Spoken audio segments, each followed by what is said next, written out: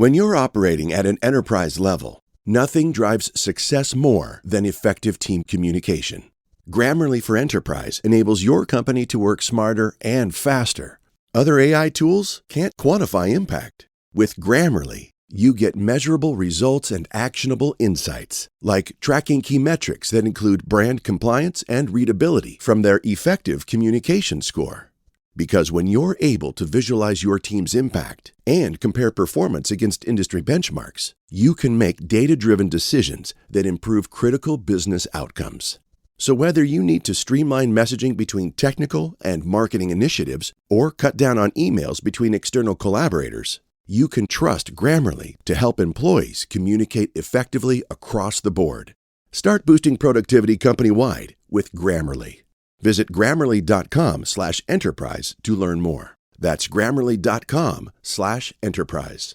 This message comes from Greenlight. Ready to start talking to your kids about financial literacy? Meet Greenlight, the debit card and money app that teaches kids and teens how to earn, save, spend wisely, and invest with your guardrails in place. With Greenlight, you can send money to kids quickly, set up chores, automate allowance, and keep an eye on your kids' spending with real-time notifications. Join millions of parents and kids building healthy financial habits together on Greenlight. Get started risk-free at greenlight.com/audio. This is a mini meditation guided by Bombas.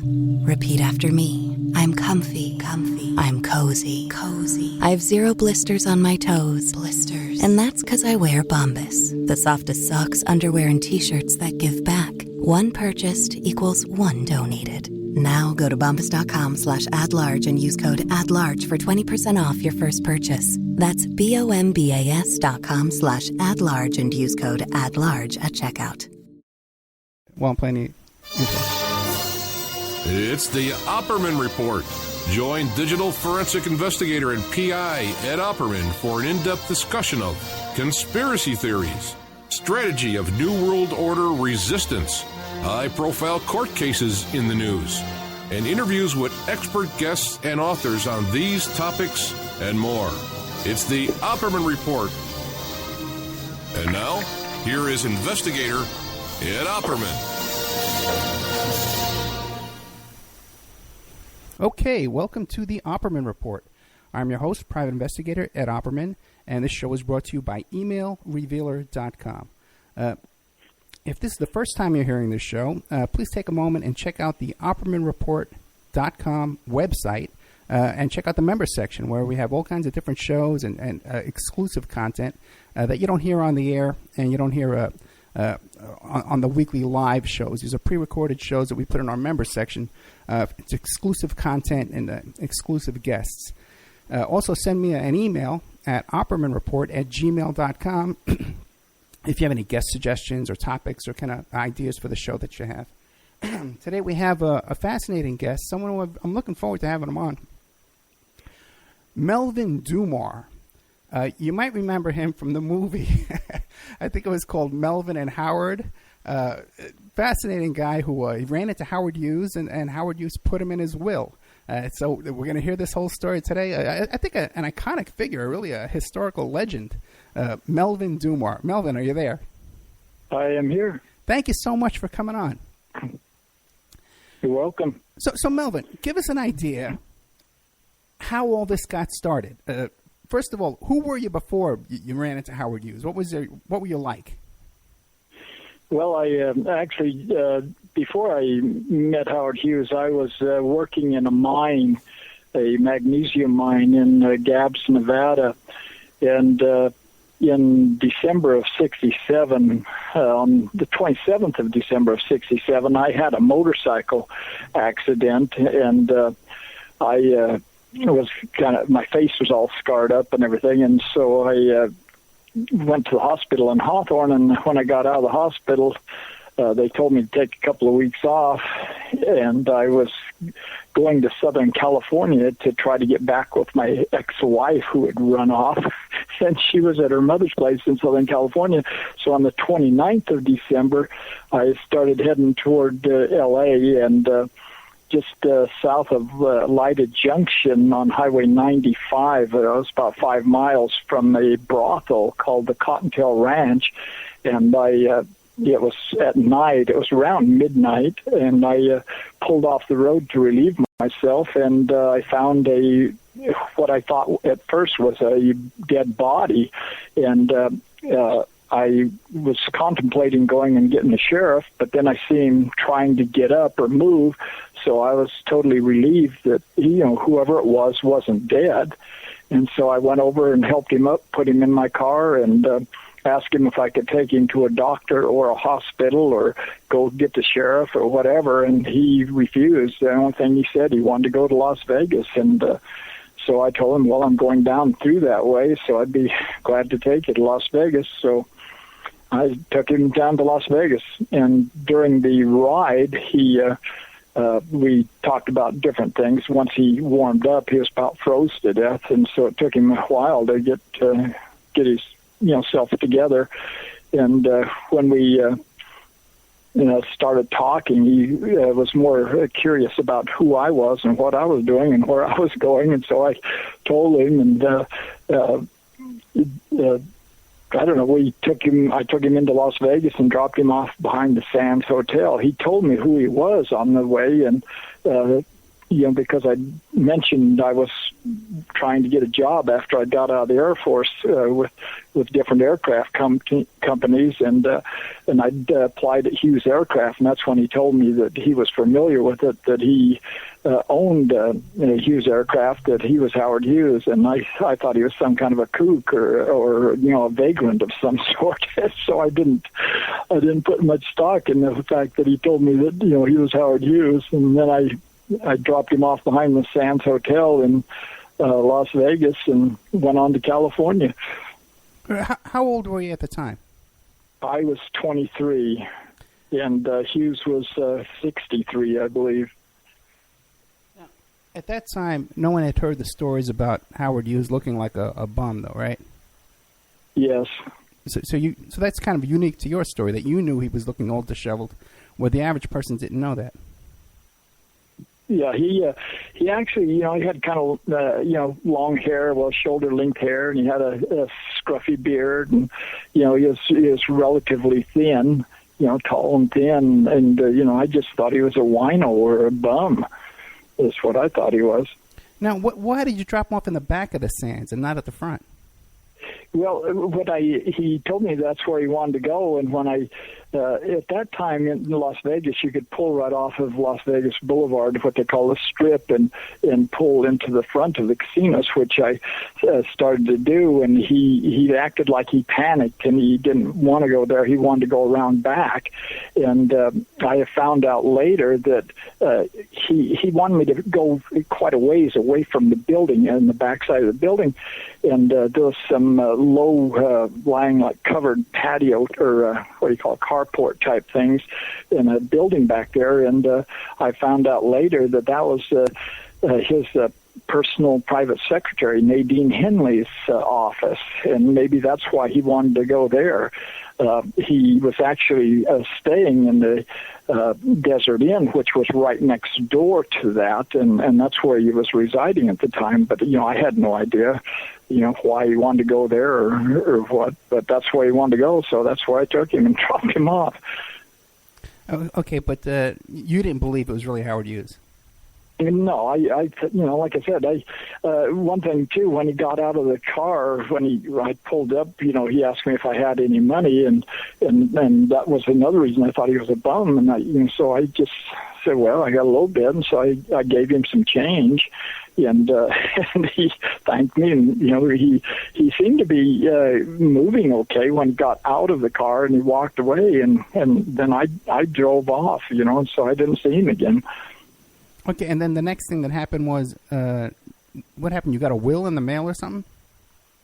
No, it was, I think it was 9 years later when he passed away, and one of the guys that worked for him, named Levain Forsythe, apparently he drafted a holographic will and had different people holding it for him. And right a couple of weeks after he passed away, Levane Forsythe, who was then living in Alaska, flew down and brought the will to me. And for what reason, I have no idea, because it was addressed to the president of the Mormon Church. Of course, the president that it was addressed to had passed away, and there was a new president of the church at the time, of the Mormon Church, but it was addressed to him. And so when I first received it, I thought somebody was playing a cruel joke on me, and I didn't know if it was real or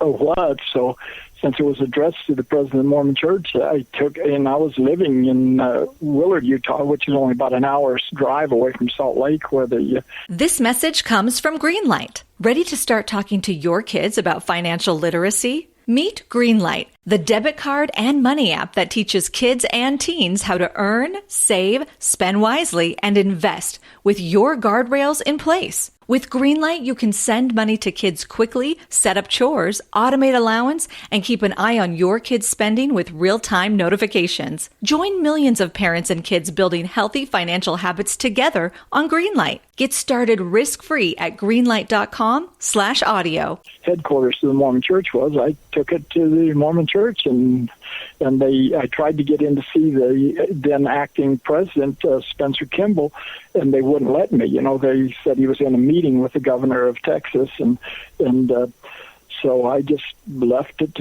on a desk and went home. Because you thought it was a joke, like if. Well, it scared me because, you know, when I first got it, I was so curious to, you know, what it was and why it was brought to me that I actually steamed it open and read it, and it scared the living daylights out of me, you know, when I seen my name in it. Well, but still, you must have been pretty excited, though, right?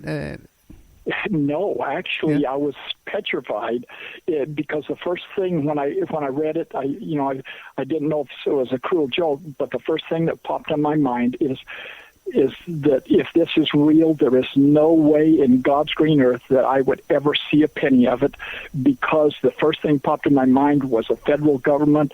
They would not want a will probated because they want their greedy hands in there to take all the inheritance money they can. And little did I know that that was the case. And then the state of Texas and the state of California and everybody else was jumping on the bandwagon, and all the relatives. And so, I mean, you know, it was like, you know, somebody like me, I didn't have a snowball's chance in hell of ever seeing anything, and I never did.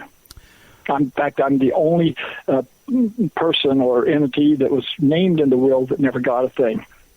Because other people named in that same will did get money. Oh, yes.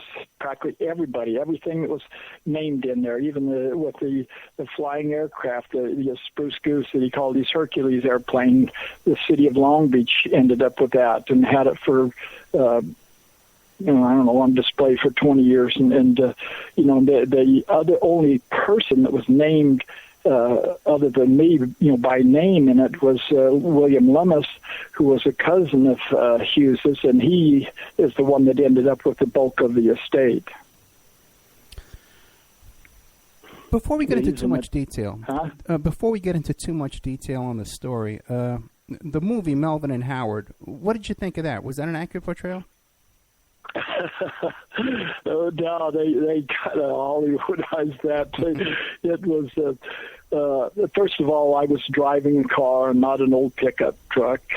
I don't know how Howard Hughes at that time got out where he was, but I don't believe he was riding a motorcycle. But when I talked to Bo Goldman when he was writing his screenplay, you know, since I'd had a motorcycle wreck a couple of days before that, I guess he thought that would be a good way to put Hughes out into the desert. And I must have looked like a freak to Hughes because my face was just one big scab when I picked him up. And so... And, you know, I was driving a 66 Chevrolet Caprice at the time when I picked him up, and not a pickup like the movie had. And even though some of it was kind of comical and did happen, like the song that Paul and Matt sang called "Santa's Souped Up Sleigh." Yeah. I wrote that song, but in the movie they messed it up because they had two songs that I wrote, and they put them together as if they were one, and it didn't make any sense at all. And I didn't like that, because the other one was "I don't care who you are, fat man, get your reindeer off my roof." Because I write a lot of songs and stuff, and but "Santa's Souped Up Sleigh," that there's the main song that has got a lot of exposure and stuff. Yeah, I can still remember the song. You know, that was a great movie. Now, did you make any money from the movie? No. Really? I should have, but in the contract that I signed in the beginning to the attorneys I got before the movie even came out, I signed a contract with them where they were going to act as agents for me, and they were supposed to take 10% of the proceeds, from the movie, and I was supposed to get 90%. Well, they flipped that around, and the attorneys took 90%, and I got about 10% of what we got. And so I wasn't really happy about that either. And I tried to get attorneys to sue the attorneys for that for the movie, and I couldn't even find another attorney that would sue the attorneys. Where did you hire that attorney? In Vegas or Utah? In Utah. Yeah. Okay, yeah, I'm down here in Vegas myself, so I kind of understand the way things work out here. Everybody has their hand in your pocket, you know. Now, the will that you were named in, was that the only will that was ever in existence? I think that's the only one that they actually took halfway seriously, and that they tried to probate, because there was, after that, there was, I don't know how many wills, there was some of them, they were just absolute, jokes, about, Donald Duck witnessed it, and, things like that. I mean, it was just really stupid stuff that people, I know that were writing, and it didn't make any sense at all. So they got a copy of the will here on Wikipedia under your name. Now, this will here that mentions all these people, like the Hughes Medical Institute and the University of Texas, the Boy Scouts of America, Gene Peters, all those people got money? Well, if you'll read some of the things like William Lummis, or not William Lummis, is Bill Gay, who was running the Summa Corporation at the time, look at his obituary and stuff, major contributor, Boy Scouts of America. The Mormon Church, there's a ranch out there outside of Vegas, Glendale, that was given to the Mormon Church. I think they said they sold it to them. I don't know how many hundreds or thousands of acres it was, but they said they didn't actually give it to them. They charged them $1 for it. And there's even people that, like a lady that said she was married to Hughes, and I don't think she ever was.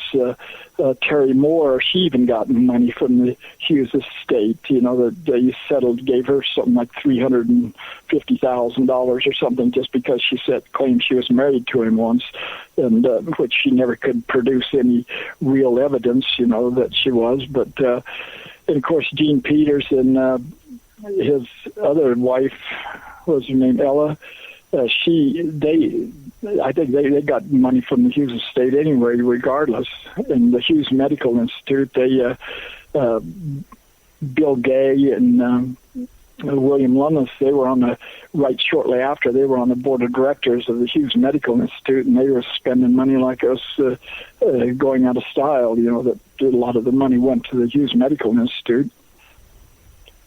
And I've done a little research myself, and I've seen where the University of Nevada and California and Rice University, all of them got some money from out of the Hughes estate. Now, did you make any attempts to collect on the will? Did I? Yeah. Well, other than the fact that Harold Roden, who was an executive, or we call it executor, not the executor, but a substitute executor of the will. He tried to, he was went into court trying to probate it. But the jury, because nobody would come forward, 30, 40 years ago and tell, about Hughes and stuff, and which they have now, but they then nobody'd say anything. So it was I don't know. They lost in court. And I think one of the big things, too, the state of Texas, when we were going to court in Las Vegas, the state of Texas had a trial at the exact same time in Texas.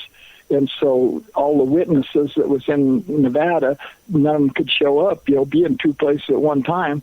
So immediately before the trial in Nevada was over, Texas found the will to be invalid. Of course, that was plastered all over the news, and the jury, I'm sure they heard about it, that Texas had declared it invalid, and so I think that was undue influence on the Nevada jury, but there was nobody that actually was there fighting for it or appealing it in Texas, and the judge in Texas said he didn't recognize the Nevada courts at all, which I think is kind of a messed up situation, having two trials over the same thing going on in different states and then not recognizing one another. And so, now, you had a lawyer representing your interests? Representing my interest? Oh yeah. Well, in Nevada, I don't know about Texas. I don't even know what they had going on down there, other than I was trying to follow the trial down there. Of course, they'd subpoenaed me in Nevada first, and so I didn't go to Texas. Never did. Okay, but you had a lawyer representing you in Vegas. Yes. Now, were you paying that lawyer, or he was working on a contingency?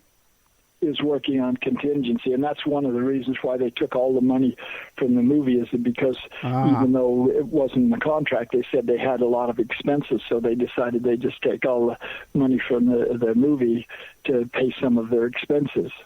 Of course, I was paying all my own expenses, running back and forth to the different proceedings myself, but that was over and above, whatever they took from the movie. Now, did you have a really good law firm handling this, or was it just somebody you found? You know what I mean? Apparently not.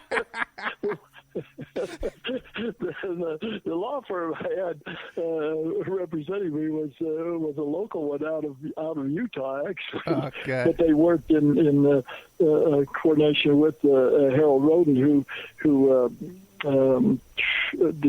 what's his name? That was named in the will, the executor. He appointed Harold Roden the substitute, Noah Dietrich. I can't think of his name. So now, out of all these people that were in this will, besides yourself, you were pretty much the only one. You were kind of accused as being like forging the will, though, weren't you? Oh, yes. Yeah, they tried to accuse me. They tried to accuse my aunt, my wife, my kids, anybody that had anything to do with me or that even knew me. They would go and question them or drag them to court. I had one of my aunts named Bonnie, that wasn't her given name, but that's what she went by. Since she'd worked for Millionaire Magazine before my uncle ever married her, they tried to accuse her of writing it, and saying there was a big plot, trying to get Hughes' money, and I never even mentioned anything to her, before Hughes died or anything, because my uncle had just married her, and in a lot of the news reports, I think they have her confused with my wife, Bonnie, it was a mess. Now, so like a whole bunch of like private investigators and lawyers and stuff came out of the woodwork coming after you? Most of them, I don't think they were coming after me. They were hired by Summa Corporation or the relatives to try to discredit me and my family and everybody that was associated with me. To make us all out to be wanted crooks or something, that. But we didn't have the money to hire a lot of investigators and stuff at the time, so I don't think that our side did a lot of investigating at all. What when you hear this story, it's so frustrating to think about. All this money slipped away. And you'd think that they would have given you a little chunk of money just to shut you up and send you on your way. Well, the one time I didn't see him, but I was right shortly after the will came out. I was at a bishop of Mormon Church. His name was Gay Pettengill, and I was at his house, and he lived right down the street from me. And actually, an ABC News team was at his house, and we were doing an interview, and the Bill Gay apparently come to the door of Gay Pettingill's and asked for me, and he told him that I was being interviewed by ABC television. They said he just took off in a hurry, and I never heard from him again. So I don't know why he was there, or if it was actually him or what, because I didn't see him. But that's what the bishop of the church said. It was his home, and he answered the door and talked to him for a few minutes, and he came back, and he said that Bill Gay just took off. But other than that, your lawyers were never approached with an offer of settlement? I don't think so. It's just amazing. Okay, now so how did this all turn out? After you lost the case in Texas and Las Vegas, that was it? Well, that was it. But then the investigator, Gary Magnuson, the FBI, retired FBI agent, he started investigating because I used to work with his brother, and for about 15 years, and I didn't even know about Gary, but he has a brother named Dean Magnuson, and he told his brother he ought to talk to me, and so he came up, and of course this is I think about 2005, 2006, I don't know, and so he wrote he asked me about what went on, and I told him different things that I knew, and I actually told him, I said, I don't really care whether you believe me or not, but this is what happened, this is what went down, and so just check it out for yourself. And so he did, and he started finding out that what I told him was absolutely true, and so he wrote a book called The Investigation, and because of that book, there was an attorney, Stuart Stein, in New Mexico, decided he wanted to try to appeal it. And so I told him that, if they wanted to, I'd just go along with it. And so he filed an appeal, and we went to the was it the 10th Circuit Court of Appeals in Denver is where we ended up at. Of course, we went to Nevada, and they told us they wouldn't look at it. In Utah, they wouldn't look at it. So we went to Denver to the Court of Appeals, and they made a big joke out of it. A couple of the attorneys the judges that was there in Denver at the Court of Appeals, when we first went in there, one of the judges just started laughing out loud. Oh, ha, ha, ha, ha, this is so funny. They ought to make a movie about this. Oh, I think they did. It's called Howard and Melvin or something like that. Oh, this is such a big joke. And they wouldn't even listen to it. They wouldn't even listen to the evidence, what we were trying to do or anything, and so they threw it out of court too. Okay, that's because in 2005, this retired FBI agent, Gary Magnuson, began investigating your claims. Now, how was he able to go back 30 years, to the 70s, Like, what did he do? Locate witnesses? What was his course of investigation? Well, he did. He found there's a guy that said that he'd Bob Darrell, so he checked him out. He's a pilot. Said that he took Howard Hughes to the Cottontail Ranch the same night that I picked him up, and he said that Hughes disappeared from there, and he didn't know what happened to him. And Bob Darrell was working for Hughes. He was running the North Las Vegas Airport for Hughes at the time, and he's a very well-respected person and pilot and everything, and he says he's the one that took him there, and he didn't know what happened to him, where he went, because he just disappeared out of the Cottontail. And where I found him was about 5 miles, down the road from the Cottontail. But I think somebody took him from the Cottontail Ranch, gave him a ride, and hit him in the head, because when I found him, he had blood all over the side of his face and on his shirt, and I think somebody took him down the road and just dumped him. And apparently they took him from the Cottontail Ranch. So, and then of course there's a whole bunch of other people that started calling and saying that the big thing that why we lost the case in the jury in Vegas said that we didn't have any evidence that Hughes ever left the Desert Inn in the 4 years he was there.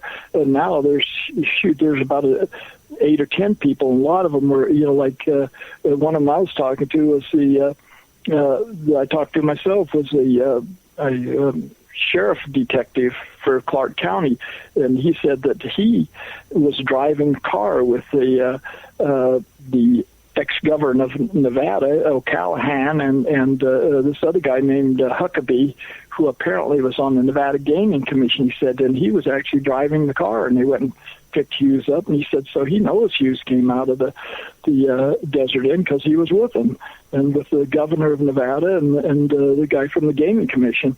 And that's kind of interesting, because Hughes is the only person that ever got a gaming license up until that point that had never appeared before the Gaming Commission. He had a way of getting around that with little bribe money and whatever he was doing, but. So, and what else did the FBI agent come up with? Well, he talked to the Beverly Harrell, who owned the Cottontail Ranch. Her and her husband was Howard Harrell. Beverly passed away, but he did talk to his husband, or Beverly's husband, Howard Harrell. And he told him that he knew about Hughes being there, and about notes that his wife would keep on important clientele, and then there's a couple of other people that said that he knew that he'd been there. In fact, I even talked to one of the girls that used to work there with this girl that they said Hughes would always want to see, that they referred to as Sonny.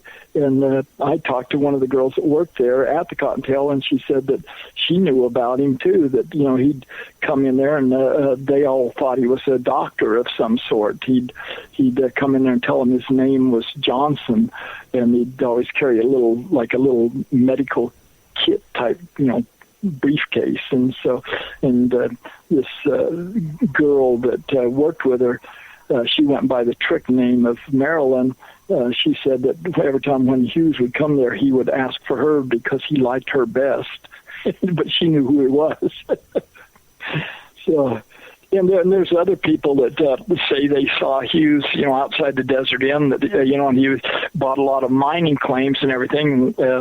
And a couple of those people I've talked to that, one of them that was involved in procuring a lot of these mining claims, Johnny Myers, I talked to him, and he called me on the phone. Apparently Gary talked to him also, that he apologized to me. He said he knew about Hughes picking me, or that I picked Hughes up way before he died, because he'd told him in person. And Johnny Myers, I know, had a lot of dealings with Hughes, and he apologized to me. He said he was afraid to come forward, when the trial was going on, because the government was after him too for tax evasion. and he's up in Canada, and he said he'd never step foot back in the United States because the government says he owes him $7 million in taxes. And he said, Johnny Myers told me he never made $7 million in his lifetime, so he wasn't coming back to the United States because he wasn't going to pay $7 million because he never made that much in his whole lifetime. That's what he told me. But so I don't know. And there's other people that told me that they'd met with Hughes outside the Desert Inn during that period, but nobody came forward during the trial. Everybody said they were like me. They were afraid. They were afraid of the repercussions and stuff. So, gotcha. Okay, Melvin, let's take a little commercial break. Okay, and this is the commercial I was telling you about. It's 3 minutes and 40 seconds. But if we talk during the commercial, the audience is going to hear us talking. So we'll just take a little commercial break, and I'll let you know when we're back. Okay? Okay. Okay, we'll be right back after these messages with Melvin Dummar from the movie Melvin and Howard. And he's also written about in this book, The Investigation. A former FBI agent uncovers the truth behind Howard Hughes, Melvin Dummar, and the most contested will in American history. We'll be right back after this.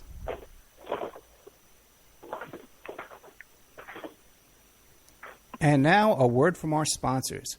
Pacific West Bamboo, your premier source for sustainable building material. They provide construction-grade and craft-grade bamboo material for all your indoor, outdoor, and gardening needs. Contact them for event planning and display building as well. 503-839-8126. Or you go to their new website, pacificwestbamboo.com. Or you can contact them on Facebook at Pacific West Bamboo. That's 503-839-8126. Amanda from Pacific West Bamboo was our first sponsor. She's been so good to us, so please support her in return.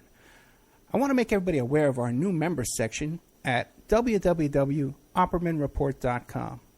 You can go there and sign up for a monthly, quarterly, or yearly subscription. You can even purchase episodes one by one. You get full access to brand new original content, new guests, new uncensored interviews, my own investigations and reports, and we're going to be adding sections with documents, images, police reports, either provided by myself or by my guests, or for my own investigations, my own reports. So you can go to oppermanreport.com and you can sign up there tonight. You can start listening tonight. Strawman. I want to mention Strawman. Strawman is a band out of Toronto, Canada. They're good friends at the Opperman Report. They're a trio of guys who share the same mindset most of us here do, and they put that energy into their words and music. So check them out at strawmanmusic.com and drop them a line to let them know that you heard them here on the Opperman Report. We'll be doing an interview with Sean Duffy soon. You can get an autographed copy of my book, How to Succeed as a Private Investigator, by visiting my PI website, emailrevealer.com. We also offer a computer and cell phone forensics.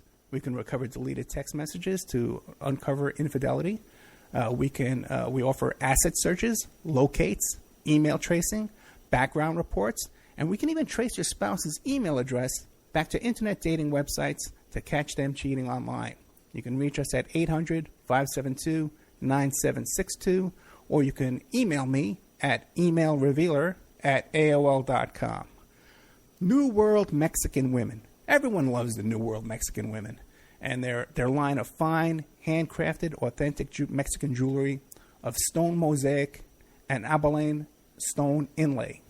In their first book, titled New World Mexican Women, available on lulu.com, they teach you how to make this jewelry, and they have a collection of love letters to their men from their hometown that have immigrated to the United States to find work. They have also published a new book entitled Azuquina to the Rodeo. It's about a young girl that falls in love with a rodeo bull rider, and she runs away with him without telling her family. You can find the New World Mexican Women by Googling New World Mexican Women. And you can ask them about their deals on wholesaling their fine jewelry and all of the other projects that they have going on. If you'd like to have your business or website advertised here and promoted all over the world on dozens of stations every day, give us a call at 800-572-9762 or email oppermanreport@gmail.com. And now back to our show.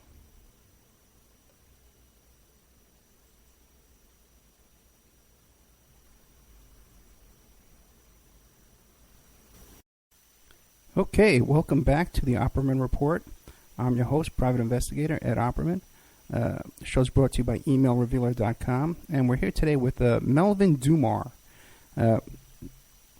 legendary figure, legendary guy, iconic figure. It was in the book, in the movie Melvin and Howard, and just recently had a book written about him by former FBI agent Gary Magnuson. The investigation of former FBI agent uncovers the truth behind Howard Hughes, Melvin Dummar, and the most contested will in American history. So, Melvin, you're still there, right? Did I lose you? Melvin? We lost Melvin. Let me call him back. Okay, we lost Melvin for a second here. Okay, come right back up.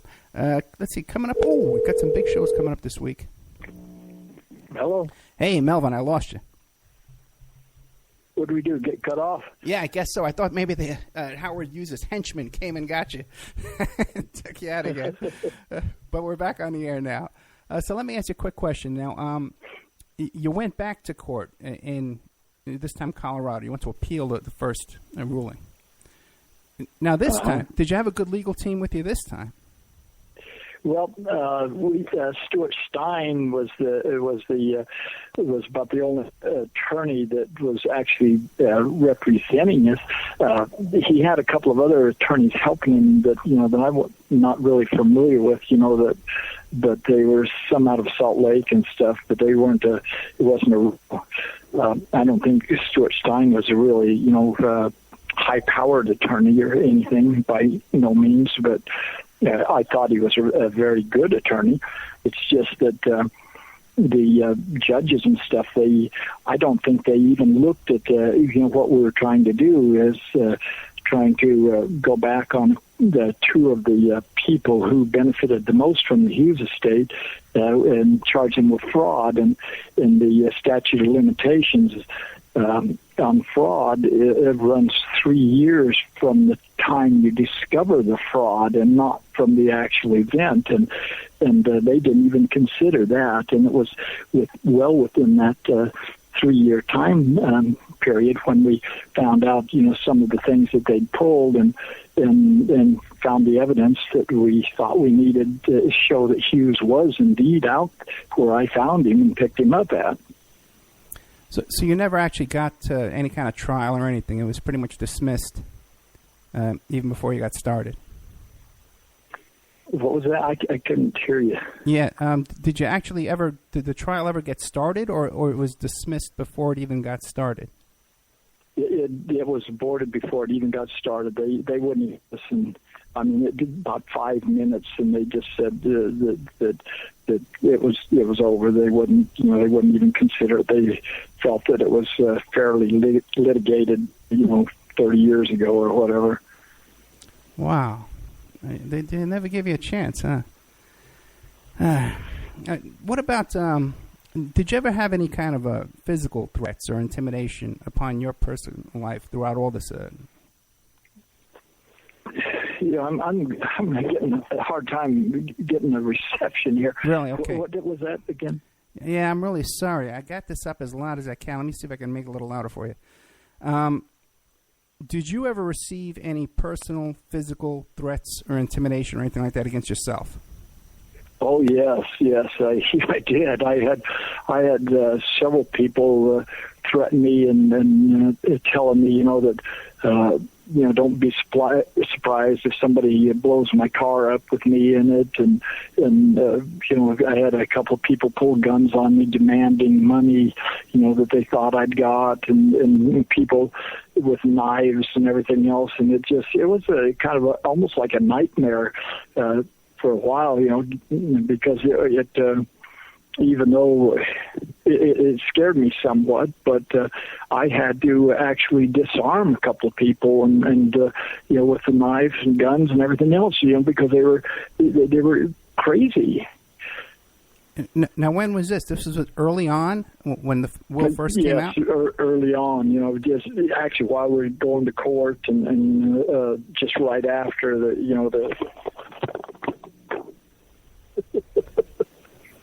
Okay? Sorry about that. I dropped the phone. That's okay. I thought that came after you again. Every time I lose you, I get worried about you, Melvin. Oh, yeah, it was right shortly after the court proceedings and stuff. I mean, I think people, because of the news media, they just assumed that I got millions of dollars, and they were wanting part of it. So that's what a lot of it was.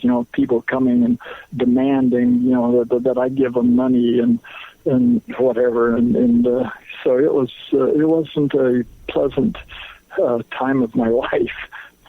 But do you think that any of these... I never knew who was coming after me. Is it possible that any of these attacks were coming from the opposition in the lawsuit? I have no idea. Okay. Now, you seem to have come into contact with a lot of the people around Hughes over the years. What about Bob Mayhew? Did you ever get in contact with him? No, all I seen was just things that he'd say about me, and I read the book that he wrote, but I just that he I seen him on a couple of interviews where he was talking about the case and everything, but I never did meet him. The only one that I ever really met that had anything to do with this, I did meet Noah Dietrich when we was going to trial there in Las Vegas and talked with him for a while, but other than that, I never met Mayhew or even Bill Gay or any of those people. Well, then, Dietrich, what was the conversation like with Dietrich? What? What was the conversation like with Dietrich? I don't know if I ought to tell you. Dietrich was supposedly fired by Hughes, years ago. Well, the story that he told was that him and Hughes, they hated paying taxes to the government. Well, Dietrich said that when he wanted to retire after 2 years of working for Hughes, that Hughes had promised him a lot of money, when he retired. Well, but they didn't want to give it to the government. They didn't want it to all be taxed, so they devised a plan that Hughes would what do you call it?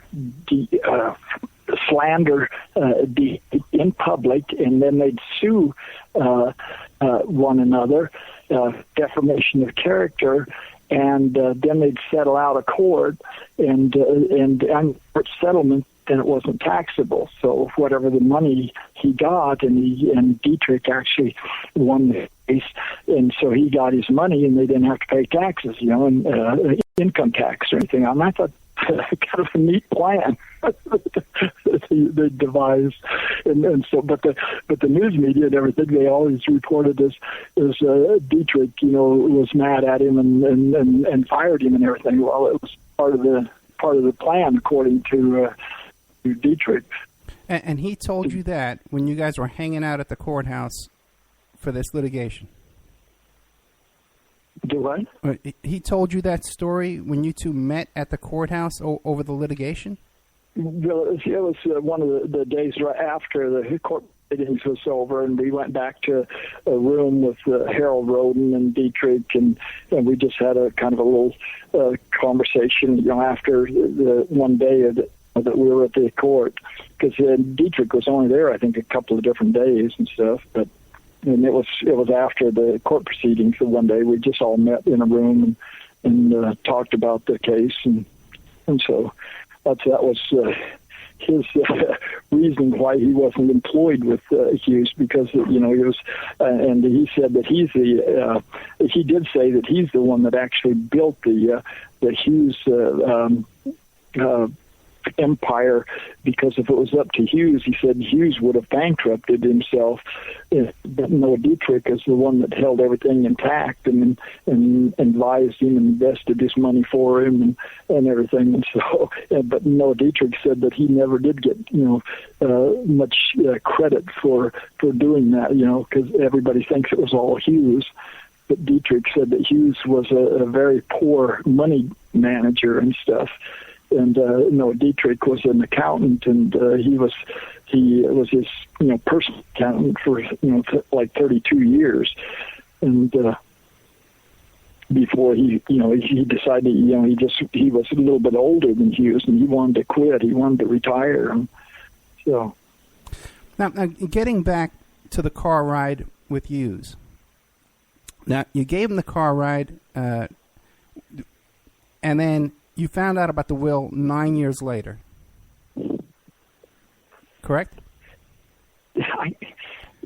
Boy, I'll tell you, I'm on a cell phone, and that's why I can't understand what you're asking sometimes. Okay, well, yeah, I apologize for that. I hope it's recording good. I think it is, because all the levels seem good here. But my question is that, okay, you were in the car ride with Howard Hughes, and then you found out about the will 9 years later. Yes. Now, did you remember 9 years previous giving this guy a ride? How did you put two and two together? Well, actually, it's not every day that you find somebody along the highway that you think is dead. I mean, and that kind of sticks out in your mind.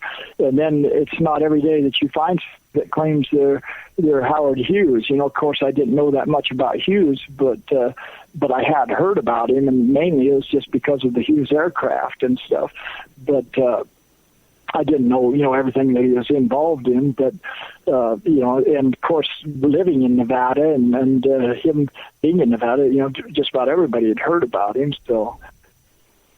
Okay, that's fair enough. And then, too, right after I picked him up, that same day when I got to California, I was talking with my ex-father-in-law, and he's one of the first people I told about it, his name Wayne Sisk, and I told him about, hey, guess who I picked up on the way down here, this old kook that said he was Howard Hughes, and he gave me a bad time. He told me, he said, well, why in the heck didn't you take a picture of him, because nobody's seen him for 15 years, so it just, and then, over the years, I told, when, didn't come up too often, but every once in a while somebody would mention it, and so it was kind of something that I forgot for sure. Now, what do you think would motivate Howard Hughes to want to put you in his will if he only met you that couple hours? Well, I have no idea why he named me in his will. And that's the one thing that kind of scared me, is because, I never asked him for anything, and I didn't expect anything from him. But I did. I'm quite confident that I did save his life that night. But other than that, I don't know why he left me in his will. I didn't ask him for it. That's true. You pretty much did save his life.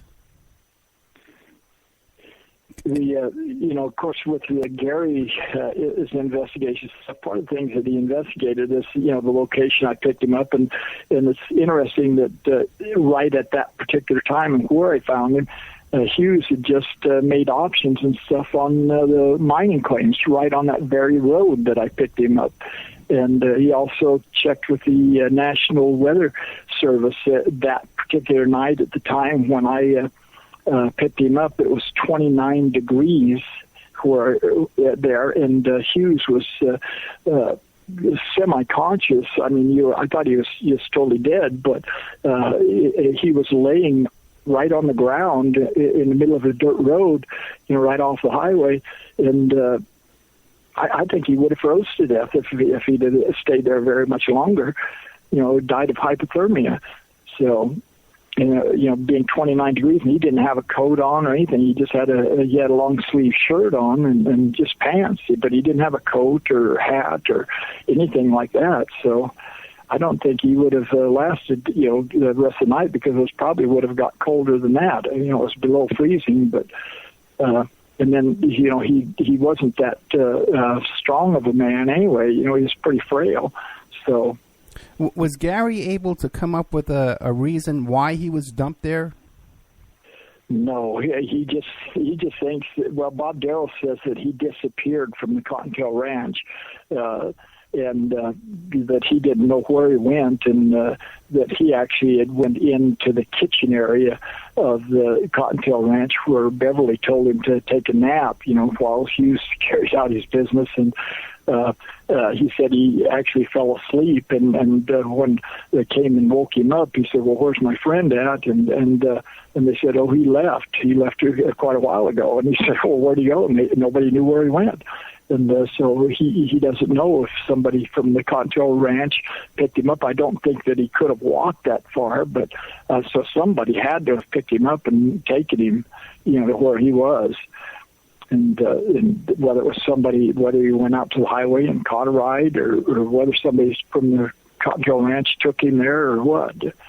But I don't know. Did the pilot ever describe another occasion where Hughes would just wander off?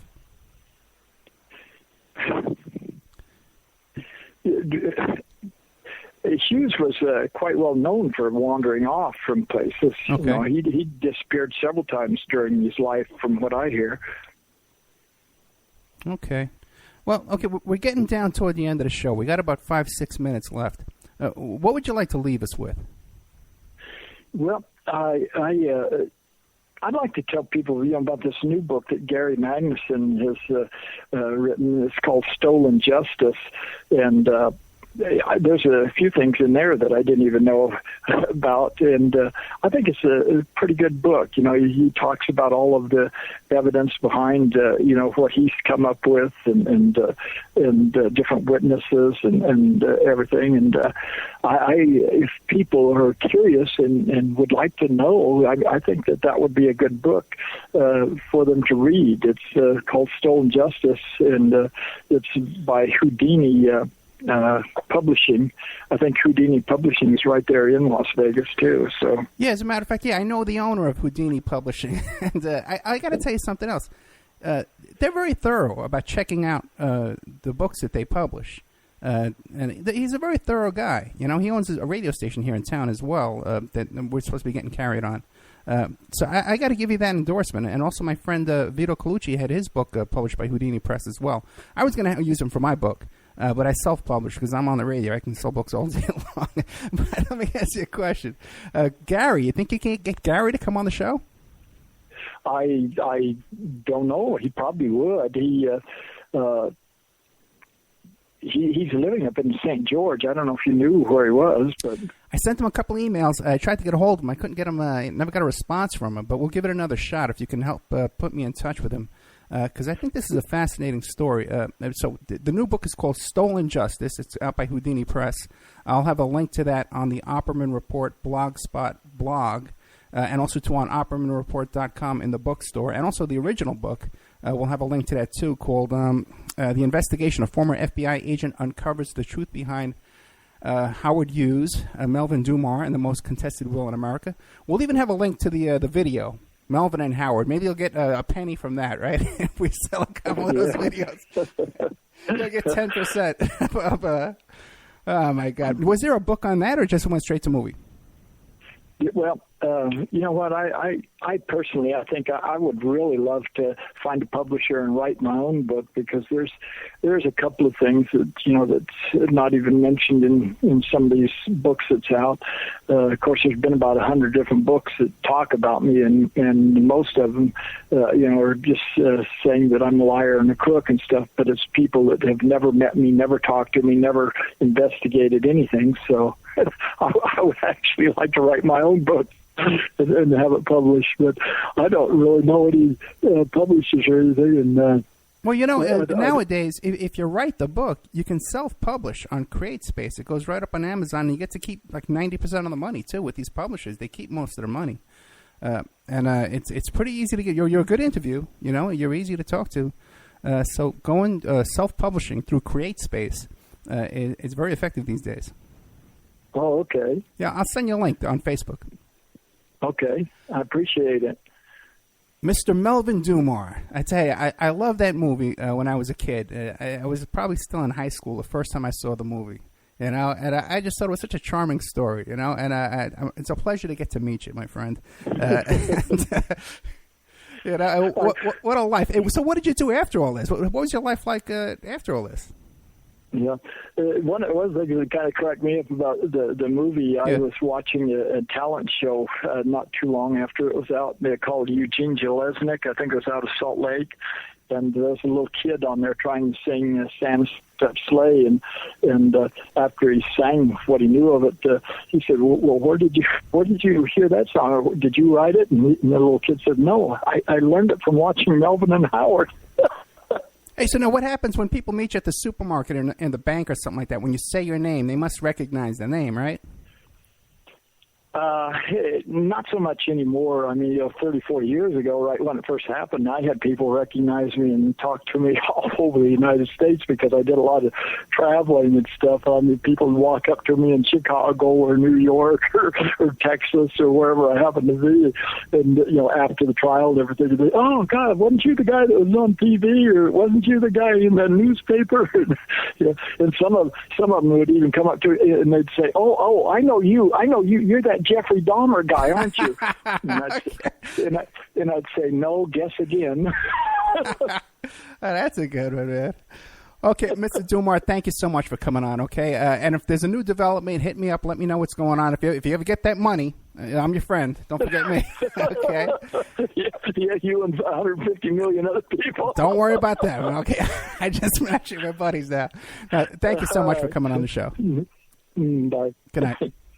Okay, there we had Melvin Dummar, man. And I love that story. I loved the movie when I was a kid, and I've been looking forward to getting this guy on the show.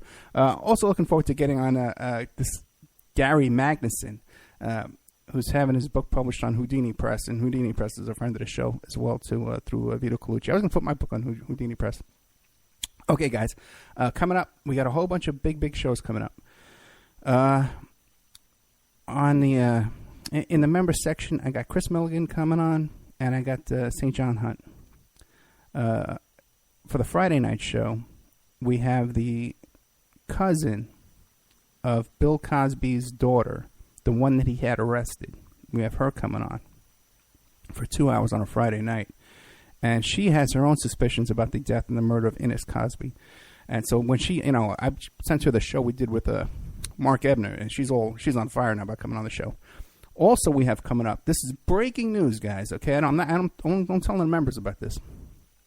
So don't talk about it on Facebook. One of our former guests is meeting with Edward Snowden. And we're going to bring her on, and a group of them are meeting with Edward Snowden. And right after they meet with Edward Snowden, we're going to interview them here. And this will pretty much be the first media that they do after their conversation with Edward Snowden. So that's coming up in the next week or so. As soon as that happens, we're going to bump everything off. We'll put them on directly on a Friday night. So listen, guys, thank you all. Good night, and I'll see you next week.